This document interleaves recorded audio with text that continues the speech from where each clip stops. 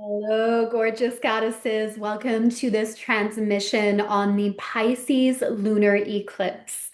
So, we are in a time of change and transformation. If you've been following my videos, you know I've spoke to this, where we are facing some big decisions right now. Collectively, yes, and also in your personal relationships, in your business, and even the identity and self-image you are owning as you show up in the world. We are transforming. Things are shifting and changing at a rapid pace right now. And the reason that I'm bringing this up at this point is eclipses happen on the nodes of destiny. So we feel this intensified during a time of an eclipse.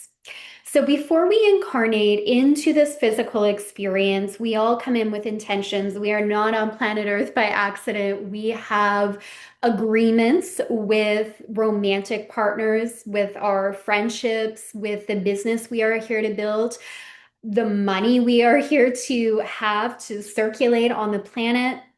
There's a lot of momentum behind certain things in our life before we even come into this planet. The parents we have, the children that we bring to the world. There's a lot our higher self intended before even getting here.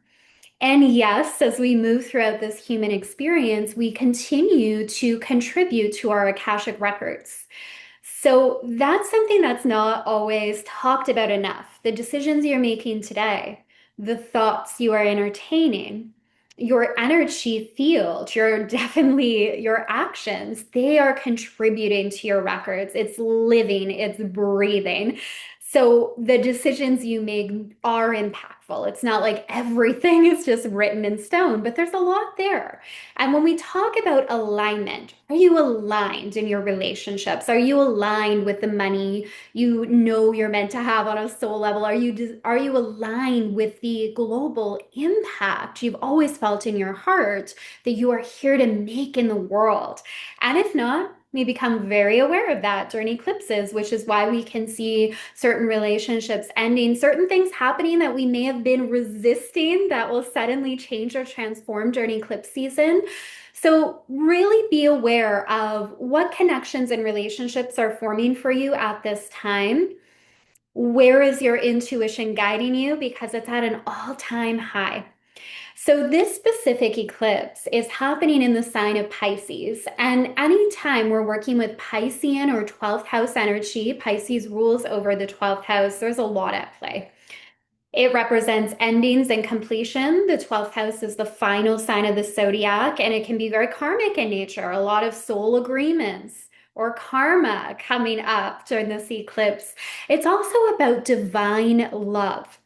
Pisces has this deep understanding that we are all interconnected. So even though here in physical form, we have an ego and we are also a channel for infinite intelligence to be expressed uniquely through us, through our actions, through how we contribute to the expansion of this world. And yet, if we rise up, so we go up into the different dimensions, the different realms of consciousness, we so clearly see that we are also interconnected. Unity, love, divine beauty, creativity that is sourced from the divine. That's the Piscean energy. And this is why the shadow expression of Pisces can be that entanglement, or we hear about the confusion or the haziness or the fog of like, I'm not sure where to go. I know that I'm here to create big change. I know it's time to make some big moves, but I don't know all the details. Virgo, the opposite of Pisces, the details. I don't have all the details yet. And part of that can be Pisces is also the collective unconscious. And when we are entangled in other people's path, other people's energy, and other people's projections or fears, it is really hard to hear our own highest self and our own inner guidance. So that's where the shadow aspect of Pisces can come in. We forgot who we were. We weren't grounded in our blueprint. We weren't being the frequency keeper. And then suddenly we get confused about what way to go because we're holding other people's energy in our field. So clearing that is key. Let's dive deeper. I'm going to share my chart here. I know that was quite the intro today. There's So much, so many downloads coming through around this. So, full moon, 15 degrees of Pisces. We see the North Node at 18, which makes it an eclipse. The reason eclipses are so significant is they are happening on the nodal axes, the nodes of destiny. They bring big change, big transformation, new cycles, new seasons, new chapters of our life. So, because it's a full moon, we have it opposing the Sun and Mercury and South Node. The South Node would be here. It doesn't show in these charts, but it's a mathematical point. It's directly opposite the North Node. So over here, hanging out with the sun, 18 degrees of Virgo. So we talked a little bit about the Piscean energy. And yes, it's about endings, completions, especially where this is a lunar eclipse, a full moon. There's a lot of releasing, a lot of letting go, a lot of questions around what do I need to release? Where am I staying attached to an old identity and self-image? And I have to let that go in order to expand into what's next for me. I can't take the past with me and expect it to look different. So the Virgo energy, Virgo, Pisces are on the same axes. They're both very connected to healing. Pisces being emotional, spiritual healing. Virgo is more physical. This is more our day to day, how we're fueling our body with the amount of sleep we're getting, the food we're consuming, the information we are consuming. Virgo is ruled by Mercury. Mercury currently in its home sign in Virgo. How we care for our body and simply our day-to-day work life and routines. And this is significant here because wherever Virgo is in your chart, I would find that. I would find where Virgo and Pisces is in your chart because this is extending beyond just this specific eclipse. Throughout this year, we've had the North Node move through Pisces and the South Node through Virgo. So wherever Virgo is ruling in your chart, where that South Node is moving right now is an area of release. It's where it's time to let go and release old patterns. For some people, this could really put the focus on a romantic relationship, on friendships, on your business, on your own spiritual growth and evolution, on how you see yourself. It could be falling in any one of the 12 areas of the chart, which would dictate how this energy is being expressed. So, for all of us, the archetypal energy of Virgo is about that day to day life and how we spend our time, the routines that we create. I know you've heard me talk about this idea of it's the things we do consistently that compound over time to create the results. Virgo really embodies that. It's also about organization. So many people reached out or commenting on my posts when Virgo season hit. They're like, okay, I've just cleaned out my whole closet. I'm feeling a huge detox in my life. Or, I'm going on a juice cleanse. I'm going back to the gym. Like Virgo rules all of those things, how we're caring for our body, our day-to-day life, the systems and structures that we have. And there's a lot of releasing going on here because of this South Node. So to find personally where this is landing for you, see what houses Virgo is ruling, and specifically that 18-degree mark of Virgo. You may or may not have planets there. Either way, it is significant because it still rules over a house placement in your chart, which is an area of your life. So going a little bit further here, there's so much significance throughout 2025 on this Saturn-Neptune conjunction. Saturn being structure and discipline and karma, and it also relates to time. We are changing our perception of time. We're moving more away as a planet from this idea that time is linear. And we're really beginning to see that, oh, time is actually not linear at all. It's responding to my energy and frequency. Sure, we've played with time in a way that it appears very linear, right? And that's helped us structure and schedule things. But in terms of your manifestations or your creations, we're not working with time at all. It's very much the alignment piece. When you're aligned to the frequency of what you want, it comes to fruition. And then Neptune here. So Neptune is the ruler of this eclipse. It's all about transcendence. It connects you into your highest self, a lot of those Piscean qualities, since it is the ruler of Pisces. So like this beautiful, I wish I spoke about, but the divine love, divine creativity that transcends our human experience. It's all about that transcendence energy. It's very different from Saturn, which relates more to this human experience. Neptune relates more to the journey of the soul. in different physical vehicles and bodies across time and space. So this dance is interesting here because Saturn has now officially retrograded back to 29 degrees of Pisces at the time of this eclipse. So this really emphasizes the completion and closing off of certain soul agreements and patterns.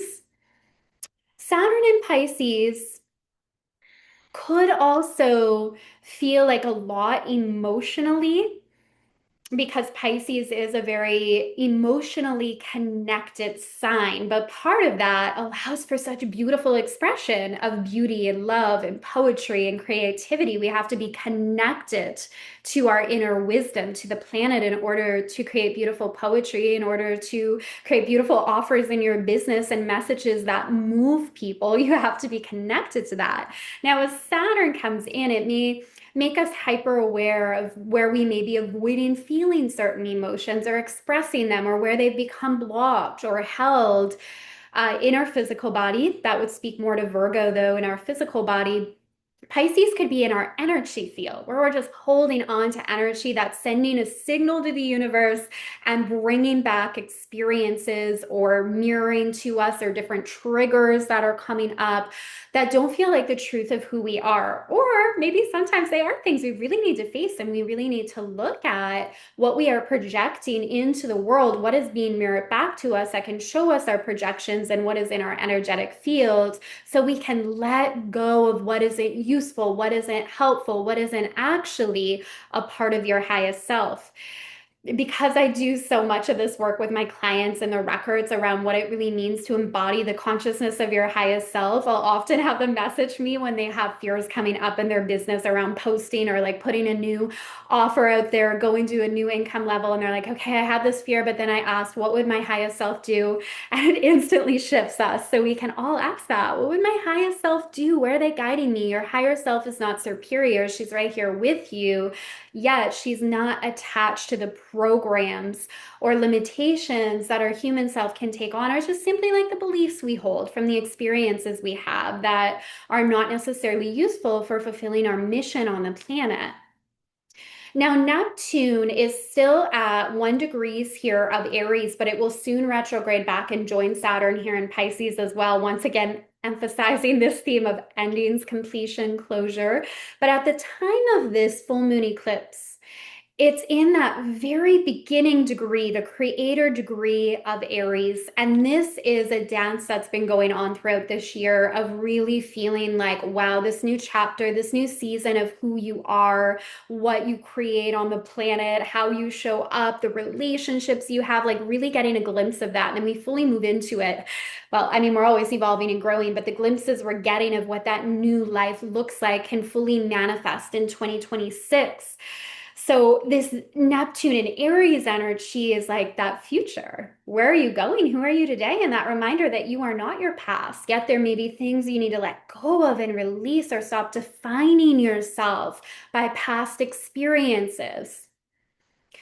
Stop describing yourself by outdated definitions of who we are. You know how we all have this story of like, I'm quiet, or I'm introverted, or I'm more extroverted, or I'm somebody who makes money with ease, or I find it hard to create money, or clients love to pay me, versus, oh, it's so hard to get people to follow through with their agreements. Whatever it is, we have these stories we construct about who we are and how the world responds to us. And a lot of those are just like not absolute truth, certainly not helpful, certainly not useful. And it's time to stop telling those stories to move forward.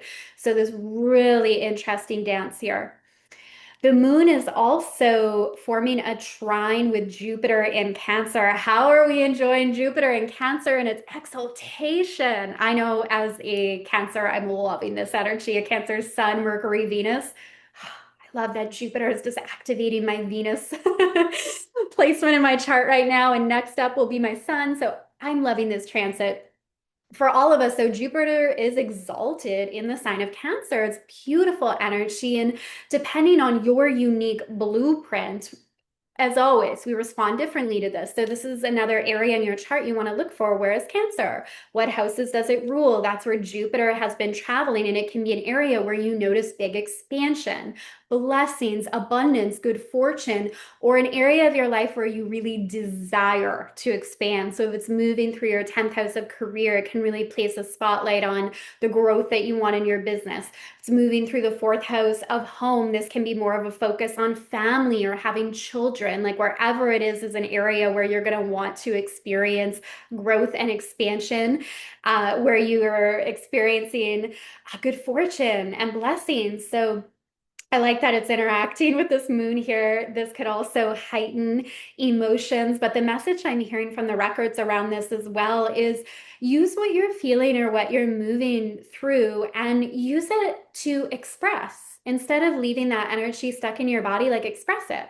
Maybe it's a post you write that you share on social. Maybe it's simply dancing. You're moving the energy, you're expressing it. Maybe you use it to birth a whole new program into the world. Use that energy. Where it starts to feel really uncomfortable is when it sits in our body and it just feels really stagnant or really stuck and there's not motion given to it. We're meant to express. And the water elements really remind us of that. Emotions are meant to flow, let them flow. So be aware of what's coming up at this time and then look at how it can be expressed in really beautiful ways on the planet, how it doesn't have to hold you back, but you can actually like move through it. Breath work is another beautiful way to just like relax your nervous system and really move energy somatically, like connecting to your body. It's meant to flow. The other aspect I want to mention here, which is more longer lasting as well, I talked about it in the last video I did, is this trine between Uranus and Gemini, the very early degrees of Gemini. Well, yeah, and Pluto, very early degrees of Aquarius, 1 degree. It's that incredible air trine here that is part of the massive ascension and expansion on the planet at this time. Uranus is all about change. Both Pluto and Uranus, their archetypal energies don't care about safety, the status quo, or comfort. And in this, that is really amplified in the signs that they're in right now. They care about change. They care about transformation. And Uranus is all about what do we need to disrupt? What do we need to shake up here to really move forward? So, not disruption just for the sake of it. That would be the shadow side, which we collectively need to be aware of. We don't just disrupt or change for the sake of it, but when it's coupled with intention and awakening, it can be a really powerful thing. And with Pluto in Aquarius, this is the collective awakening and the creation of a more harmonious world for all of us. And we each are responsible for creating that. So I know if you're a hero, you're a powerful leader, you're not just like sitting back and like complaining about what needs to change, you're actively contributing to a better world. And Pluto is all about going deep into the shadows, transforming it and bringing it into the light. And it's in that process, that alchemization, that we find power. And that's often why I say Pluto is the planet of power and soul level transformation, because it has a depth that is unmatched by any of the other planets. Ruling Scorpio, there's a depth that's unmatched, and that transformation and that courage to go into the shadow and to bring it into the light and to be reborn again and again. So this aspect is incredibly potent. All right, that is our eclipse here. I'm going to stop the share. I would love to hear from you below. What really landed for you? What are you moving through right now to sum up this energy? I would become really clear at this time of what soul agreements in your life are completing, what old stories are ending, and what are you moving into. It can also be a time of celebration, and don't forget the higher octave expressions of the Piscean energy. Deepening that connection to your higher self, to your angels, to your ancestors, to your soul gifts, your multidimensional talents. And with that being said, I want to be sure you know the waitlist is officially open for my iconic Lightworker Mastermind. I'll pop it below in the show notes if you're listening on the podcast, in the description if you're here with me on YouTube. So this is specifically for spiritual entrepreneurs who know they are here on a mission.